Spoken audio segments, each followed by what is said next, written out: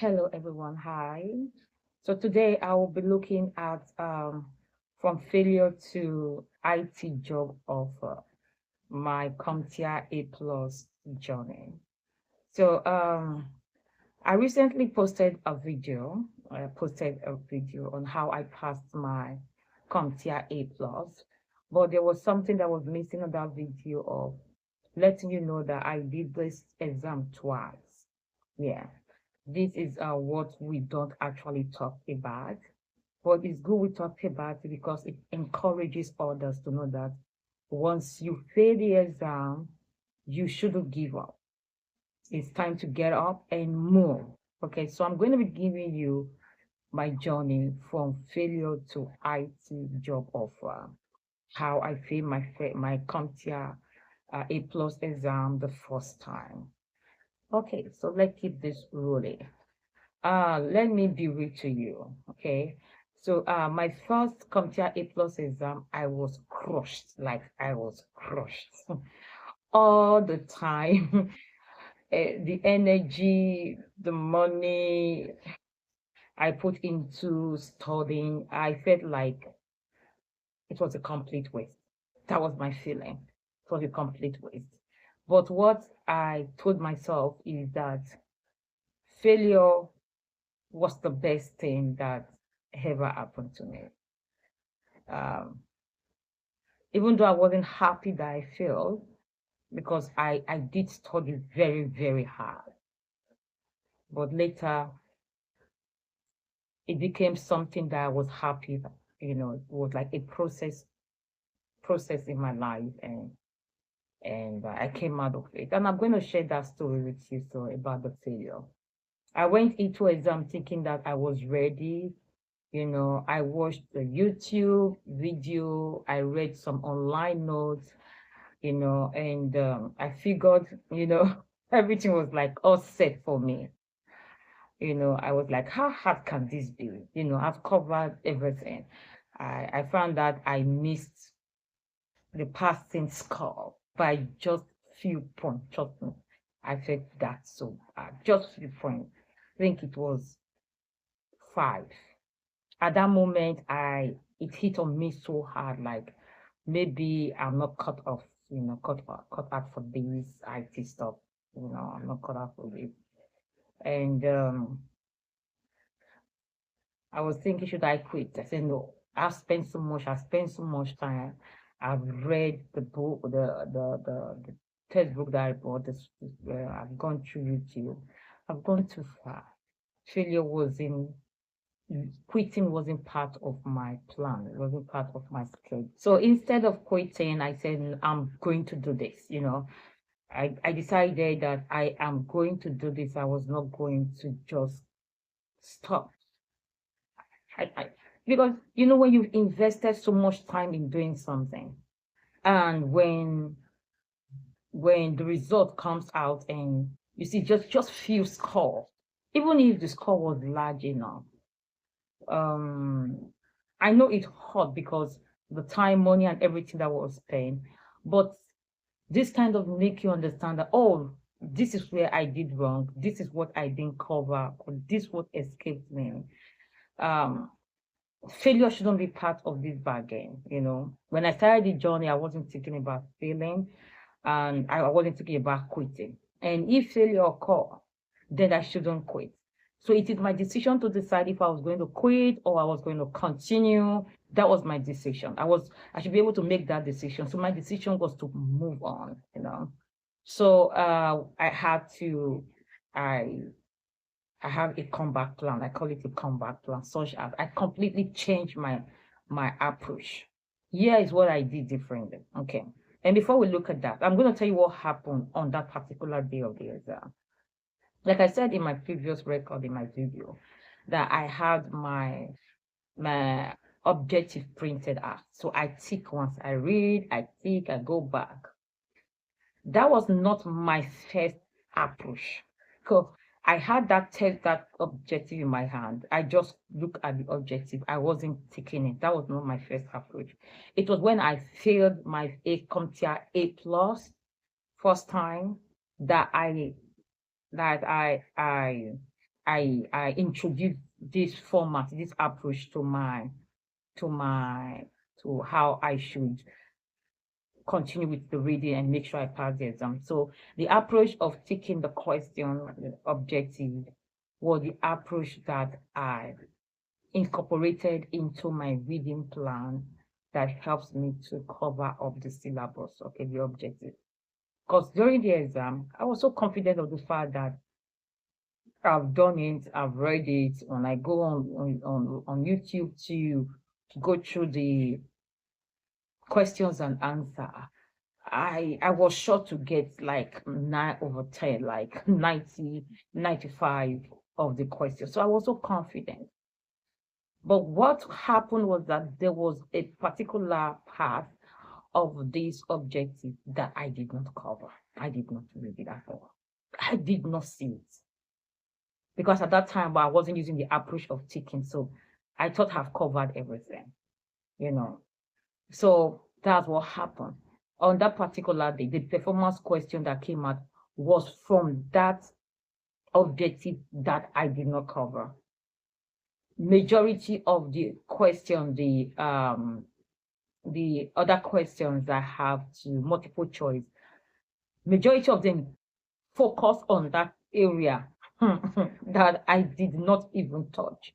I was asking myself during the exam, I was like, what's going on?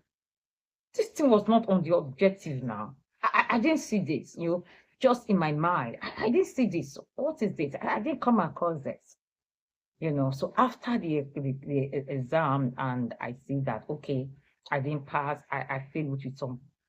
I was even surprised that it was just those few points that I failed because I was doing a guessing game. I was doing a guessing game because I didn't cover it. I was doing a guessing game. And that part was the last domain. That was the last domain. So I didn't really know what happened. I didn't cover it. But anyway, so I used the approach of ticking after reading the objective. I have the objective here, and I have my resources here, my textbook that I was using. I have right here. I was using the exam cram. This was one of the resources I used. So I used these resources for my A+ exam. So I used it, and so once I read, I look at the domain objective 1. I go into the textbook, follow it step by step, read it, understand it, and check it. And also, I copy the objective, if it's a domain 1, I copy the objective, go to Google, paste it on Google, and Google generates some answers. I use it also because sometimes when Google generate the answer to those objective question and this textbook, they are the same, but viewed from different, perspective. And as such, it gives me a wider understanding of that particular domain and that particular objective question. Another thing that I did was to also pick up the questions, go to YouTube, just paste the questions as it is on the objective without having many things, paste it on YouTube and have some video generate for me, and I look at it. So, and sometimes I just pick like a topic, for example, and just say manware. I pick the manware topic of fishing, I pick it up and I just paste it and kind of break it down for me, okay? Kind of explain what it is. So that gives me a wider understanding of the concept of that A+ exam. That helped me. Another approach was that I had to schedule a study block daily, making sure that, okay, at this particular time, this particular day, I have to complete this. Okay, so it denied me so many things I wasn't going at. Yes, it's an A+ exam that looks like the foundation to IT, but I needed that foundation now understanding so that I can lay on it and build on it. So it's very, very important to take it to you. Once you understand this foundation, this CompTIA A+ foundation, now understanding, it's going to help you understand other certification that you want to do. I also use Professor Marcia's video and notes, like I said before in my previous. Okay, I took I took handwritten notes to lock the knowledge. So by reading it, I just, okay, this is what it is. I had to write it down on my own understanding. I break it down based on how I'm going to get and understand it. Another thing also I did was to, I turned my failure into fail. Like I wasn't just studying to pass anymore. So my idea was to understand the skill, I was building skills. Another thing was passing and job hunting. I don't really want to talk about job hunting on this video. But fast forward, I did the exam. At that time, I was also worried because I was like, hope I didn't miss out on any of these questions and all of that. So, and I went to do the exam, and I also was listening to success story, how people did their CompTIA exam. It actually helped me a lot. Going to your app, pulling up the questions and answer on your app was a very, very good approach that I use. Okay, so and I will want to look into um the job hunting for now. I'm going to bring that also. So if you have failed your exam and you are just being overwhelmed and you're thinking, oh, is that how it is? You are not alone. You are not alone. Failure isn't a war. It's just like a signpost saying, hey, let's try a better route. It's not like something a wall standing in front of you saying you cannot pass through this wall. It's just saying, hmm, let's try a better route. If I'm unable to go through this, let me do it this way. Failure does not mean that you are dumb. No, it doesn't mean that you are dumb. It means that you are intelligent to face what you have never ventured into before. It takes a brave person, someone that is intelligent to venture into a career they had no idea, of. And also, so you're brave, doesn't mean that the person is dumb.